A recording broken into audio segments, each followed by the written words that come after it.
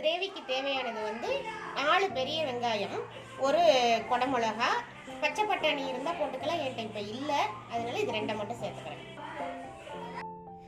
இது வந்து 300 கிராம் தக்காளியும் 100 கிராம் முந்திரி பருப்பும். நாங்கள் செய்கிறது வந்து ஒரு 7-8 பேர் சாப்பிட்ற மாதிரி. இதை பாயில் ஒரு 10 நிமிஷம் பாயில் பண்ணி இந்த மாதிரி ஆற வச்சுட்டு மிக்சியில் போட்டு அரைச்சிக்கணும்.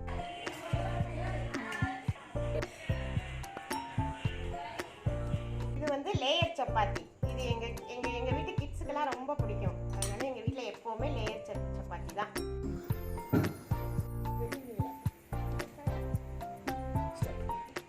இப்போ இந்த மாதிரி அகலமான பாத்திரத்தில் நான் ஒரு 50 கிராம் வெண்ணெய் போட்டிருக்கேன். வெண்ணெய் நல்லா சூடானதும் நம்ம நறுக்கி வச்ச வெங்காயத்தை இதை சேர்த்துக்கலாம். வெங்காயம் வந்து நல்லா வதங்கணும், கோல்டன் ப்ரௌனாக வதங்கணும்.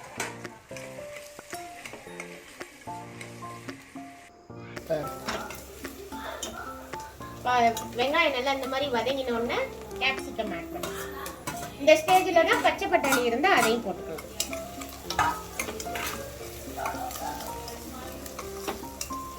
நல்லா வதங்கட்டும்.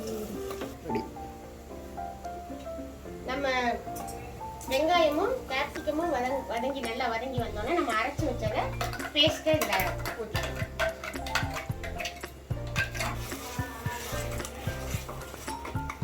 நம்ம அரைச்ச பேஸ்ட்டை சேர்த்துக்கிட்டு தேவையான அளவு தண்ணி சேர்த்து இந்த அளவுக்கு நம்ம கொதிக்க விடணும். இது ஒரு 10 நிமிஷம் கொதிக்கணும்.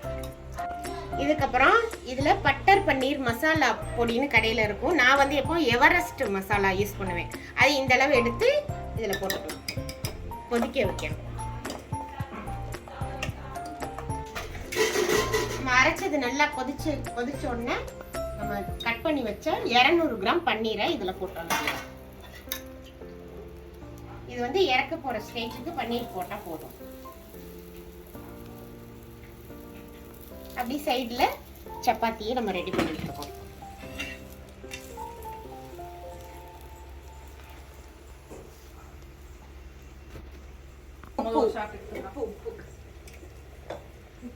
கடைசியா அந்த டிஷ்ஷுக்கு தேவையான உப்பு நல்லா கிளறி விட்டுக்கணும். உங்களுக்கு இப்போ வந்து லாஸ்ட்டாக நமக்கு கிரேவி ரெடி ஆயிடுச்சு.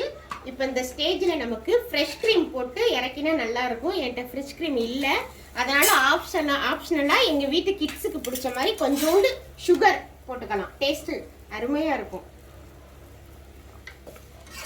அவ்வளோதான், நம்ம கிரேவி முடிஞ்சிச்சு. லாஸ்ட்டாக கொத்தமல்லி தலை போட்டுட்டு அடுப்பை ஆஃப் பண்ண வேண்டியதான்.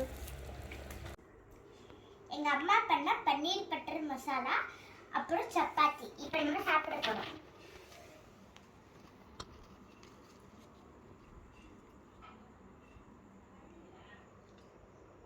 சூப்பராக இருக்குது. நீங்களே வீட்டில் ட்ரை பண்ணி பாருங்கள்.